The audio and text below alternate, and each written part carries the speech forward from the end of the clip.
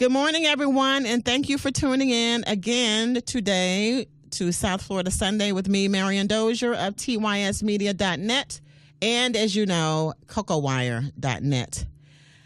Today, we're going to talk about something that's very interesting in our communities. In 2017, the most recent year with recorded data, 47% of children born in the state of Florida were born to unwed mothers, also known as children born out of wedlock, also known as children born to single mothers. When you consider Palm Beach County alone, that rate in 2017 was a bit lower. 44% of children born in our 39 municipalities were born to single mothers. But when we consider the race and ethnicity of the mother, the numbers rise higher. In Palm Beach County alone, for instance, nearly 60% of unwed mothers who had babies in 2017 were Black. Those numbers are not small, ladies and gentlemen, nor are they unusual. We all know women who've had babies without the man being in the house. He was in the bed, but he was not in the house. That's our guest you hear in the background.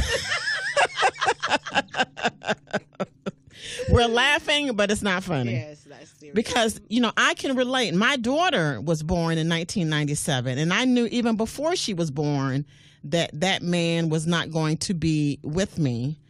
So I, too, was and am a single mother.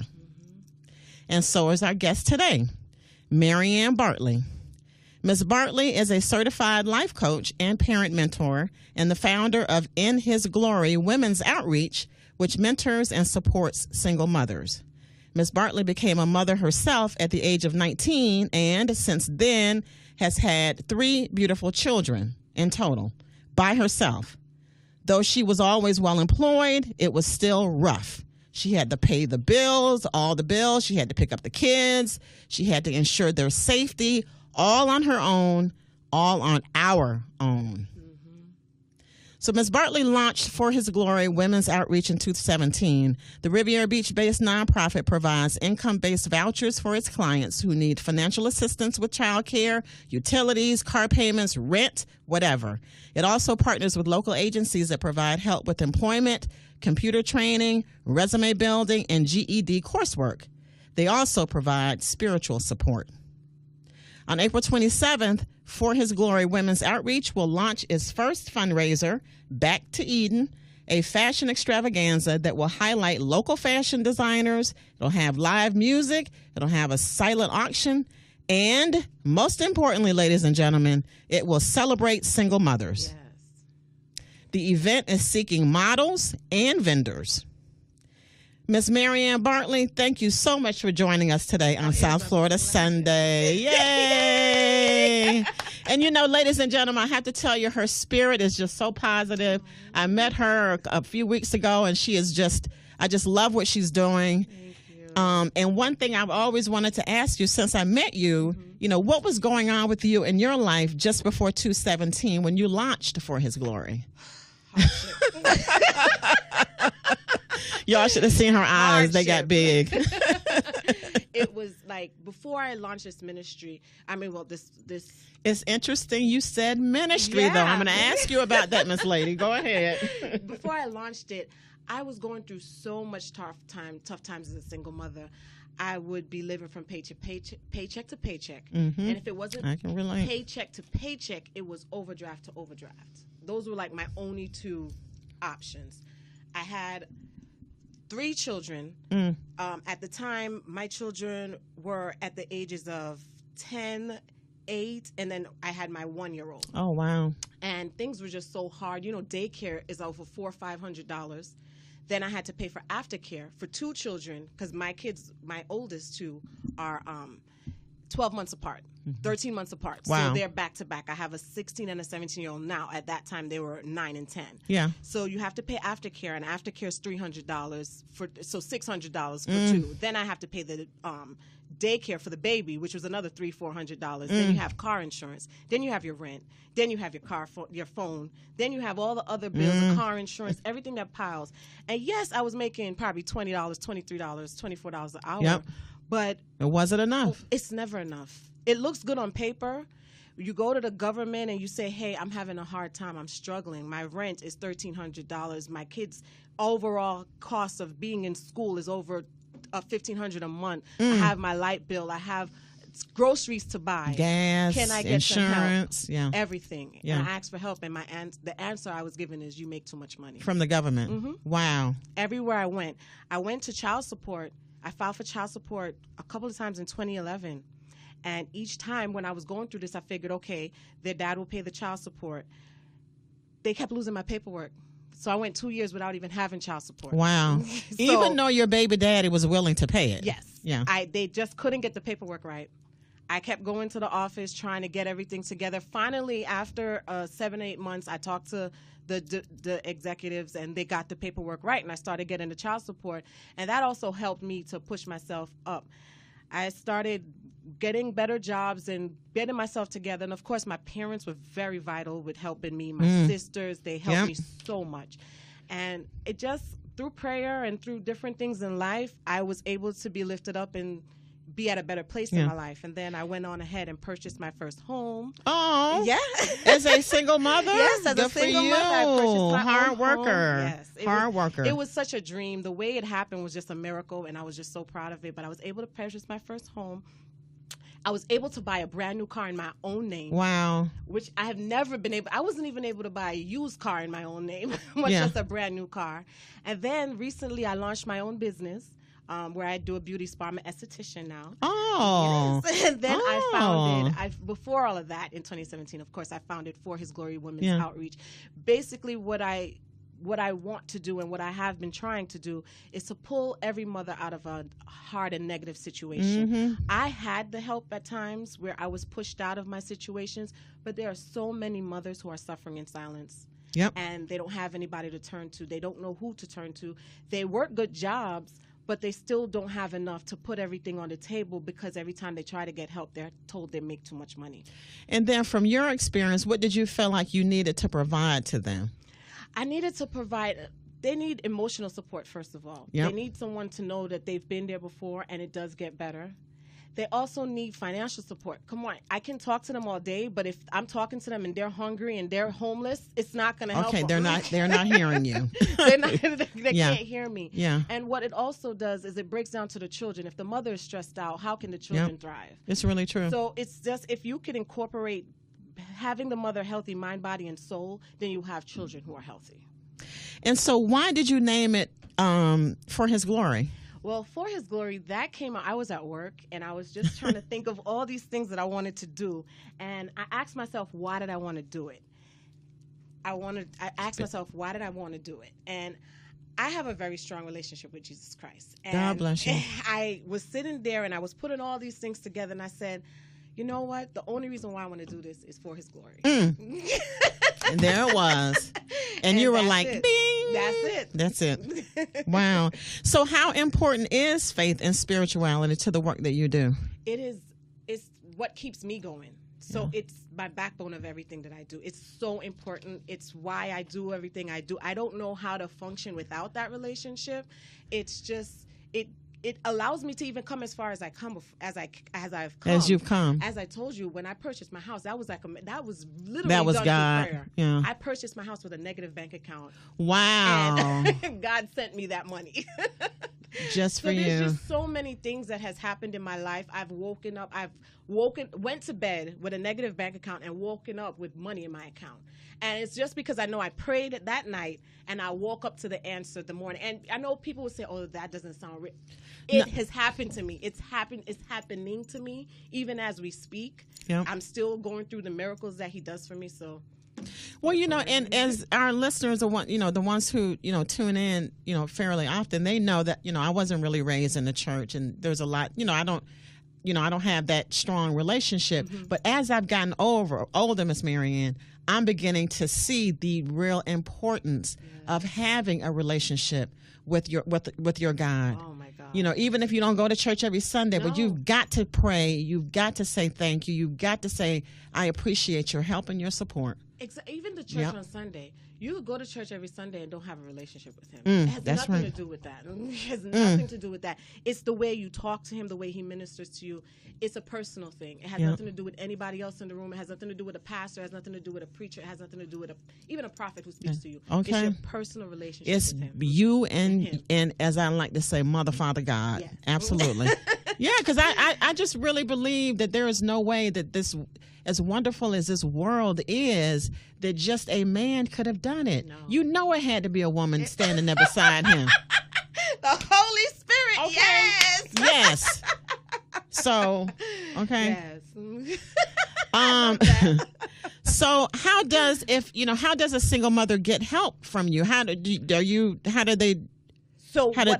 there eligibility requirements or There is an eligibility requirement. So what I like to do is everything is going to be a case-by-case situation. Yeah, of course. But I do want to look at, I don't want to send people away because the paperwork says you make a lot of money. Right. So that's what was happening to you. Yeah. So I was thinking from $17,000 up to $45,000 is the bracket that I want to help. Because when I did get over the $45,000 bracket, things got easier, and I didn't need help from any government agency. So I know the income limits where you need that help because I've been in every income limit under that. So when I stepped over $45,000, that's when I was able to really help my kids without even child support. Wow. I didn't even need it. Yeah. So I know that between $17,000 and $45,000, you need help. $45,000 does look good on paper, but by the time you minus all those bills, depending on even how many children you have, you have mothers that are even making $45,000, but they have 6 children. $45,000 with one child is a lot. So we will go through that process. We'll look at your income, and then we're also going to look at the situation you're in. Is your lights turned off? Are you homeless? Is your car about to be repoed? Right. Is your car insurance canceled? And we go through them by priority, and we say, okay, well, if you don't have your car, you can't go to work. So we'll help you with the car note first. Okay, right. And everything has to be case by case. We will meet with them personally. It's not going to be a cookie cutter help. It's not going to be something that, okay, goes for everybody across the board. It doesn't work like that because even my situation was different at different times. Yeah. And so how many single mothers would you say you've helped since 2017? Since 2017, I haven't had the funding that I would want to help, but mothers that I've helped out of my pocket, I've helped about 4 mothers out of my own. Wow. Wow. God, that you just felt. That I just felt led to. Because right now, I don't have any funding. Yeah. So what I do is I tithe to this foundation. Okay. So what I do is I take 10% or 20% of my check every week and I put it into this foundation. And then after it builds up to a certain amount, that's when I can distribute and start to help. And then I just keep starting back over again. So that's how I've been doing it. And then I guess, too, it's not just about the money. It's also about the conversations and not the suggestions, I guess, that you can make. That's not the word I was looking for, but, advice. Advice. And that's what it is. Most of the time, they just need someone to talk to and to help them think out their thoughts. Yeah. And that is when it comes to not being monetary and just purely advice, I've helped at least 20. Okay. Now, tell us about the big event coming up on the 27th. I'm so excited about that event. It's going to be my first run. Like, even the way that this event came about is like so mind-blowing. Oh. I didn't even think that I was going to be able to do something like this or even pull something like this off. Yeah. And the way it came about, a lady said to me in California in 2015, "Oh, you're going to be running a fashion show." And I said, "I don't even like fashion like that. I mean, I like clothes, right, I like but not to be stuff, all but not involved to the in the business of it. Fashion show, right?" And she said it to me. It was a church conference I was at in California. Yeah, for Jennifer Ivers. And then I came back home. I kind of forgot about it, and I was just going about my day. And then I was really putting in the work, like trying to plan for His glory, how to launch for His glory, and how to just kind of get my name out there. Sure. And I was like, okay, what could I do? And I couldn't think of nothing. And then that same lady, around 3 weeks later, 2-3 weeks later, was in my inbox, and she said, "Did you do your fashion show yet?" Wow. And I was like, "Oh my gosh, that was Mother, Father, God." Exactly. Yeah. So you know what?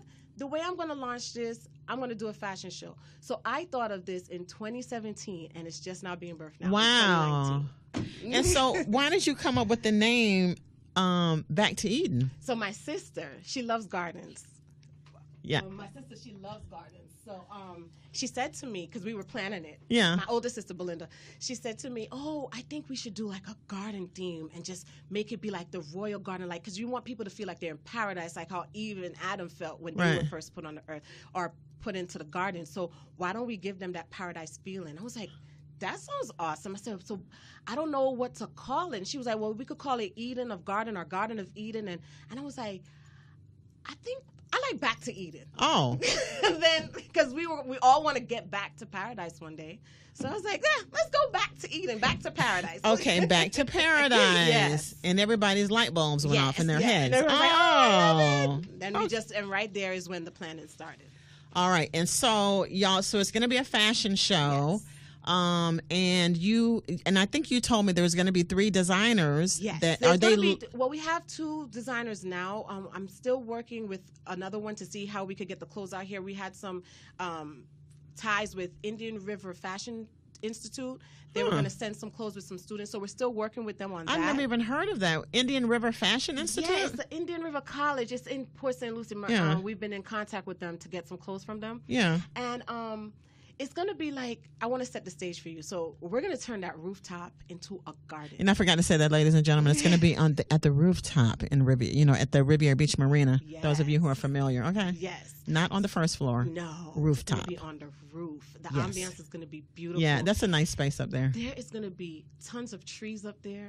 It's going to be flowers up there. There's going to be gold everywhere. Wow. It's going to be a royal garden. I mean, when you think about that, I want you guys to come dressed to impress. Okay. Like your best ball gown, your best hairstyle, your best heels. I can't really wear heels no more, so I'll be in my best flats. Me too. Wow. Okay. So we're gonna have like a entertainment. So it's going to start with cocktail hour, networking, and then nice entertainment. We have some singers. We have some dancers. Oh, live music. Yeah, it's going to be wonderful. A live band. They play reggae. They play jazz. They play reggaeton. It's a very universal band. They're going to be starting off the What's the name of the band? That is Vibrations. I guess I want to hire them. My drill. Vibration what? Hydraulic Vibrations. Okay. Yeah.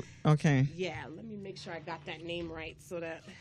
But I like that. I like the idea of, playing all of the music from our our collective culture. Melodic vibrations. Melodic vibrations. Yes. Love it. Yes. Okay. So they're going to be playing live. You're going to have the silent auction. Mm-hmm. You're going to have, what else? We're going to be having dancers. My good friend, Mr. Will, he is over a nonprofit called Digital Vibes. Oh, I know. Yes. Yeah, he's going to be bringing his dance crew. He's going to be the DJ for the night. Wonderful. Yeah, and it's going to be, so I have one of my good friends, she sings amazingly. She's going to be singing some solos. I have another friend who just wrote a book. She's going to be doing some spoken word. Oh, wonderful. It's a mixture of everything. Entertainment for real. Yes. And these are designers who are, they've done the clothes? Yes, the clothes are already done. One designer actually lives in Miami. He already has his fashion line going. His name is Letron. Okay. And I could give you his information. Sure. He does wonderful work. Wow. He is and everything's going to be garden themed. So it's going to be all gardeny, earthy, nice colors, but it's still going to have that nice glam. So now, if you're still looking for models, how are y'all going to be able to fit their clothes to? Yeah, so 2 weeks before the show, we're gonna fit everybody. Okay. He's gonna bring his clothes up. And make sure everybody's fitted. Yeah, and they probably he's probably used to doing that. Oh yeah. He does tons of fashion shows. Yeah. So he's gonna be fitting everybody about 2 to 3 weeks before the show. Hopefully nobody gains any weight. Everybody stays the same size.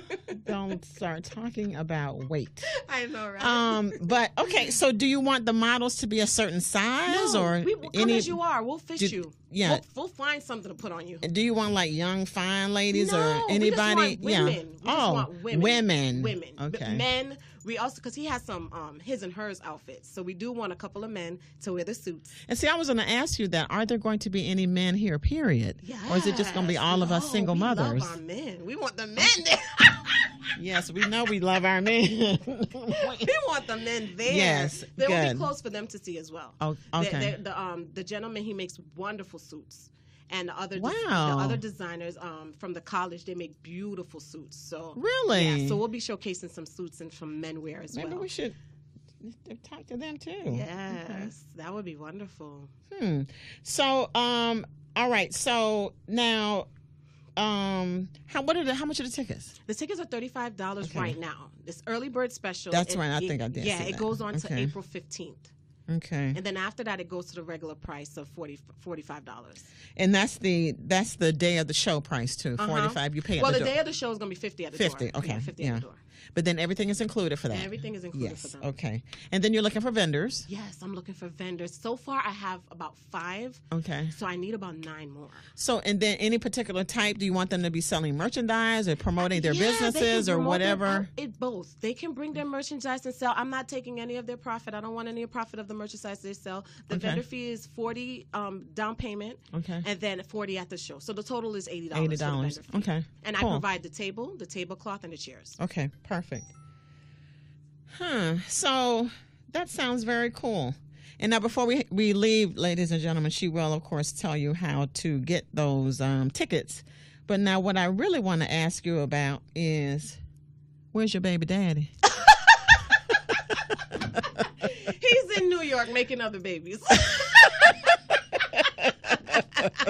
But we still love him. Yes, we do. He's a nice guy. He is, and he does talk to his kids. He still financially provides for all 3 of them because they all belong to him. And he talks to them every day. He does the best he can. Yeah. From New York. God bless him. Yeah. He's from Jamaica, Well, and and I hear your act the first time I met you. So you are of Jamaican descent as well, but you were born in the States. Yes. But your parents are Jamaican. Yes. Yeah. And so I don't know. I wanted to ask a question related to culture. Like if you've noticed, I don't know how. One thing. Okay, let me just. Okay, so please nobody take this the wrong way, especially as African Americans. But do you see, from your experience of dealing with, single, mothers, do you see any difference between cultures within our cultures, the African diaspora? Do you see a difference in how, say Jamaican men behave with their women and their children versus how African American men behave with their children and their baby mamas? There's a difference. Jamaican men, they normally feel like the children should belong with the mother. They don't argue with that. The children belong to the mother. They don't try to come and try to take separate them that or kind of relationship. Some of them are more willing. They probably won't spend much time, but they will try to financially be there. But it's interesting you're saying these things because in my experience, and I I've been looking at this, especially since I moved back here to Florida, and there's so many different people. There's Native Africans here. There's Caribbeans, African Americans. And it seems to me that Caribbean men do much better than our men do in terms of, being there with your kids, and maybe if they're married, I don't know. But it just seems like they're more attached. I see them walking with their kids more, and You see, the thing is, I've never experienced an American man. I don't know how. So you don't know. I don't know. I really don't know how they do.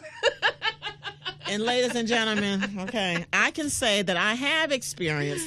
I dated a Haitian man once. I dated a Jamaican man once. I didn't have kids. My husband. I can't believe I said husband. Where is that? Where's that button? You're looking for Not my husband, but my baby daddy. Who is he's a nice guy and all, but he wasn't there, and I see that a lot, and I always wondered, is that because of the American brand of slavery? Like they did, it was their intent to separate us because that would give them the power, in our union, in our unions, especially. And but like with you guys, like with Jamaicans, y'all didn't play that. Y'all put them off that island and was like, you know what, get out of here, and you know what I'm saying? No, I completely understand what you're saying. And so I don't know. Yeah. Maybe that's a different show, but I don't know. I just see that difference, and I just wondered if you saw that too. In my life. Yeah. But I do see what you're saying. Yeah. I do see that not that we're trying to talk bad about black men or black people, but the majority, they have their ways, but they still try to be there in some kind of aspect. When it comes to a Caribbean man, type of aspect, they try to be there. They might not be there all the way, but they're there in some form. I mean, like, yours paid child. Yeah, he's always I had paid, to go to court, and I still didn't get it. Oh wow, yeah. But anyway, he's always paid. All right, don't get mad at me, anybody. I'm not talking bad about our men, because I love all of our men of color. I was just kind of curious about that. So now, do you, in terms of what you offer the women, I wanted to ask you this before and didn't, but I know you provide financial support and some, mentoring, but what about like mental health services, or like if they have any problems with domestic violence, can you help with those things too, in terms of areas, connecting them maybe? I did want, in a 5-year plan, I do want to get to those areas, but being that it's such a small agency right now, those kind of plans are so complicated, and they require so much more than what I can offer. So of course recommendations would be made, referrals would be made if I do see that these women need those type of services, but no, my agency won't be providing. Not yet. Okay. Yeah, but you'll just hook them up with the resources I will that you get have. them the resources that they have, and even if their children need resources, if I notice that the children are being neglected, an agency will be reached out to. So has your work with your nonprofit here, has that changed at all how you deal with your kids? Yes, it makes me. In what sense? It just makes me. It makes me ask them and try to find out in their heads if they realize how blessed they are. And it opens up their eyes to see how blessed that they are, and it makes me close as a mother to them, because it makes me realize how far we've come, and how the help that I needed before is not the help that I needed now. So it gives me those kind of feelings, that emotional feeling towards those women, to let them know that it's not. It'll get better. Yeah. And I try to put that in my kids. You'll never know where you'll be in life, so you never look down upon on anybody. You just try to love on people. So it made me love on my kids even more. Wow. It made me love on women even more. It just gave me more love. But then it doesn't make you hate on the men. No. Oh no. I can't hate on them. I love them too much. I know, even though. But we're not mad about it. No, we're not mad. Yeah. And so when you say like before versus now, that you felt, tell me what you mean by that. Like, well, before I wasn't always saved. I was an angry, mean person, and there was not much love in me. I was just angry.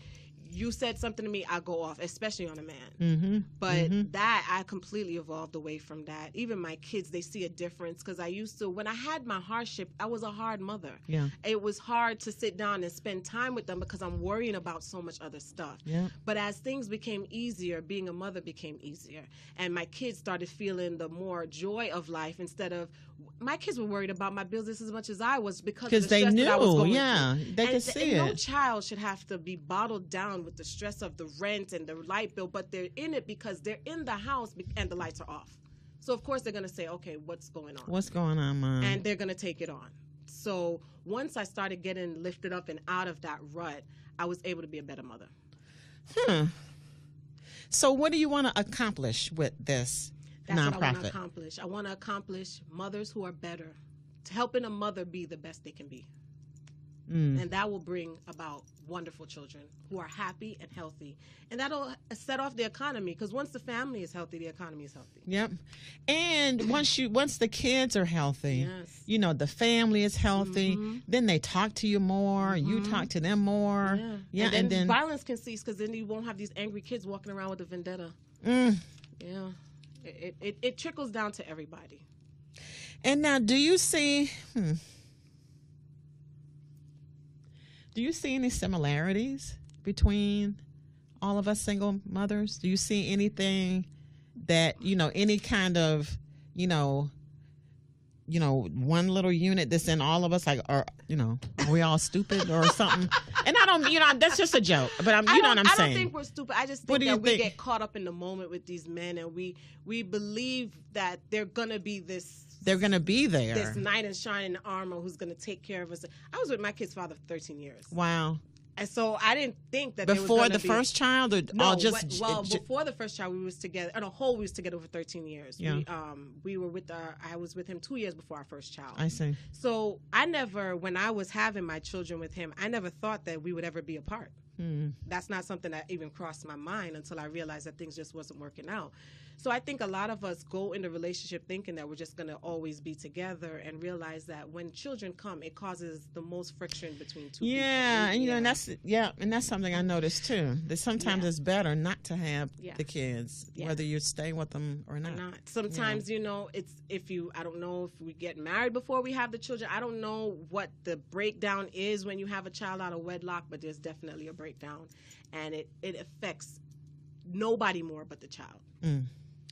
All right, and on that note, ladies and gentlemen, we're just about done. We have enough time for Miss MaryAnn Bartley to tell us how y'all can get more information if you want to attend the big event on April 27th, or if you want to be a vendor, or if you want to get the discounted early tickets. Tell us how.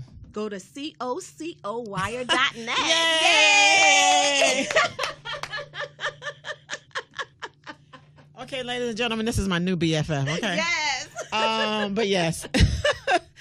And then you could also purchase the tickets on Eventbrite. Yeah. All of the information is there about my organization. My organization's website address is www.fhdwopb.org. And that stands for His Glory Women's Outreach. For His Glory Women's Outreach. And then the PB stands for Palm Beach. Oh, okay. Yes. Okay, got it. So that's FHGWOPB.org. Okay. And any email that they wanted to, send you? They can email me at forhisglorywo@gmail.com. Okay, perfect. Any telephone number? 561-335-8906. Yes. But as she said, ladies and gentlemen, if you can't remember anything else, go to the homepage on cocowire.net, and you will see the logo for His Glory Women's Outreach on the homepage. And if you click on that, it'll take you where you need to go. And on that note, Miss MaryAnn Bartley, we're going to go from here. But thank you so much for coming on the show today. I had so much fun. Yeah, I love your personality. Thank you. You're the bomb, too. Yay. So, you guys are going to have to come, because the two bomb ladies are going to be at the big event on April 27th. Oh, yes. In Riviera Beach at the marina. 6 to 10 p.m. 6 to 10 p.m. on the rooftop. Oh, yes. It's going to be a wonderful event. And thank you all so much for tuning in again. We will see you next Sunday. And I'm trying to book someone from the Minorities for Medical Marijuana organization. It's based, I think, in Orlando, because the governor just signed the first bill into law on Monday last week was legalizing the smoking of medical marijuana. Wow. So we're going to talk about that hopefully next week. So y'all tune in. But thank you for tuning in today. MaryAnn Dozier of tysmedia.net and cocowire.net. Y'all have a happy Sunday. Thank you for tuning in.